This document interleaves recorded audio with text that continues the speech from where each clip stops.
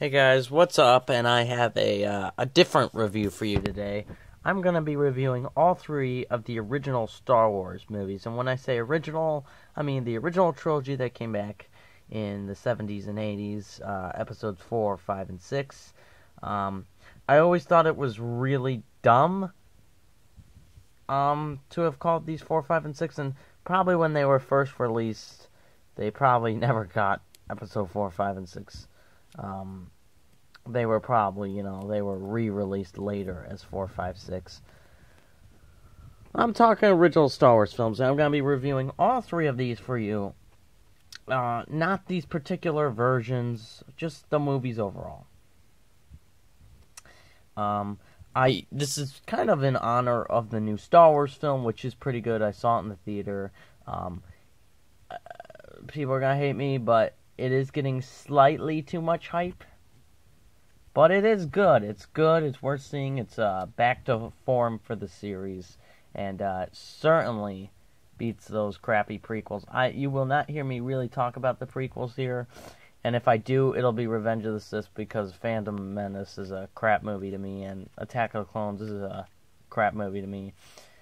Revenge of the Sith is somewhat watchable, but I think it has a lot of flaws. So, talking about the first Star Wars, A New Hope, here's their original poster. Just a kind of a real badass way to open this series. I really do love this movie. The first Star Wars is a simple, it can stand alone by itself and be its own movie, and it's a good film. It really is. It's a great movie. I've seen it quite a few times. I'm not going to get into the actual plot because everyone's seen Star Wars, I'm sure, here or there. I just think it's a really fun movie. It's got great casting. It's got a great original premise. It takes a lot for me to like these sci-fi movies. Some of them are a little out there for me, but I like Star Wars. It's great. I absolutely love this film. I love the mystery behind it. You wonder about the villains and the characters, and I just think it's a really cool movie in a really cool universe. And if this had been the only film, I would have said this is a great little movie, and that's about it. But luckily, they ended up making Empire Strikes Back and Return of the Jedi. So, great movie. I would probably give the first Star Wars an 8 out of 10. For diehard Star Wars fans hearing this, they hate me already to rate it that low, which is a higher rating, but whatevs.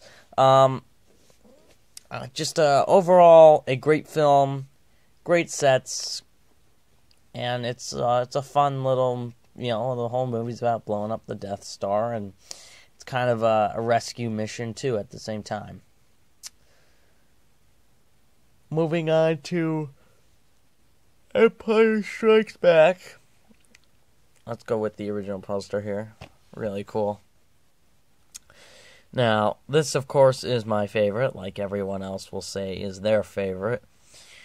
This movie upped the ante in every way for the best way ever. You have so many things going on in this film, so many plot reveals, so many conflicts occurring in this movie, more so. And I love the Star Wars trilogy overall to watch the story grow. And this movie really does up the ante in any way. You see the relationship between Han and Leia grow, and they like each other, and then you've got all these, characters, you got Luke and Darth and what's going on there, you got Yoda in the movie. Overall, it's a really good movie.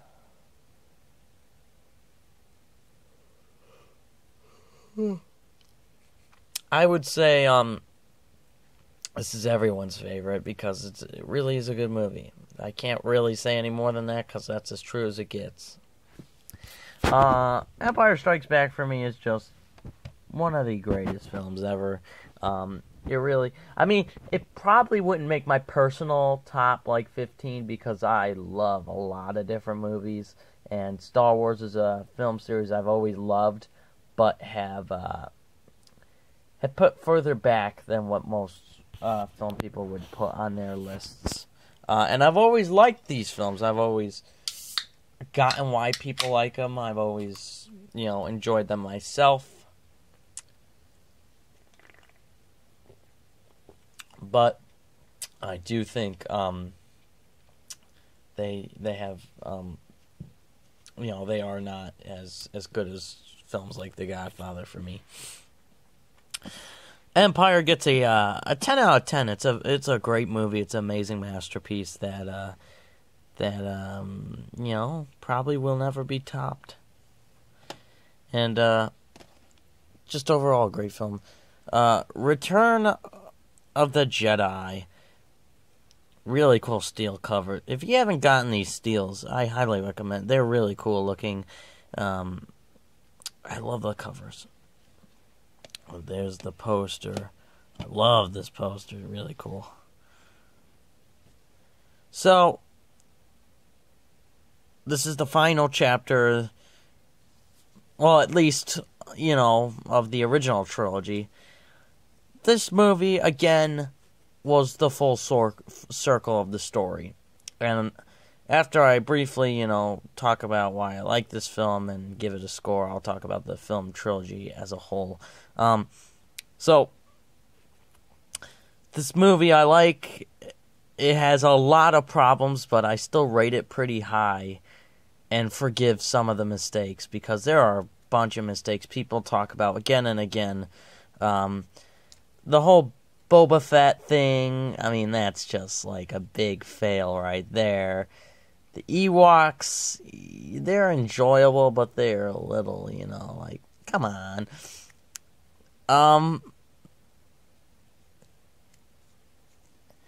I have to say, though, some of it's weird, like the party at the end's a little like, oh, that's a weird way to end the series, but honestly, what makes this movie great to me is that end scene with Luke and Darth Vader and them talking and the Emperor Palpatine there. Just a great scene. I love that scene. It sticks out in my head in probably the whole trilogy. And there's that iconic scene where we see Luke again for the first time, and he's this Jedi. Overall, all three of these are easily watchable. Movie marathon night. Pop these in. These are great. This gets a 9 for me. So all three of them have high scores for me. All of them are worth buying. If you want to know what I think of the prequels, someday maybe I'll review them. If someone sends them to me, by some miracle, if someone knows to send me them, I will review them. But I don't really plan on buying them unless I find them for dirt cheap on Blu-ray. I'm talking dirt cheap. They gotta be like $3 a pop on Steelbook. But overall, as a whole, what I love about this trilogy is you get Luke in the beginning of the story as kind of a whiny boy. That even though you like the first movie a lot, you don't like Luke that much in the movie. And then we go to Episode 2, where he, it's almost like he's maturing, and then in the last movie, he's a badass. He's this Jedi. He's, he is to be feared. I love this series because there were lots of twists and turns that you weren't expecting. Empire had the big, I am your father. Like, come on, that's just like, how do you forget something like that? I forget whether if it was an Empire Return of the Jedi that you find out that Leia was Luke's brother and sister. That's another, memorable moment from this series. There's so many memorable scenes, and Star Wars is just like the endless, timeless movies that everyone likes. By far, made a lot of people's top list for number one movie of 2015 was The Force Awakens. I saw it. It was great. I loved it. I liked it. It has problems. I think it's slightly overhyped, yes, but I enjoyed it. I find Mad Max a better underrated film if more people put Star Wars higher. Not that Star Wars is bad, it's just Mad Max is obviously better shot to me. So I hope that gets more recognition over Star Wars The Force Awakens. Even though it's a great movie, I highly recommend you check it out. The original trilogy is solid. I highly recommend, if you don't own these three films, they are the best in the series. No, I put I guess, where would I rank The Force Awakens between these? Well, it doesn't beat Empire, obviously. I mean, it beats every prequel.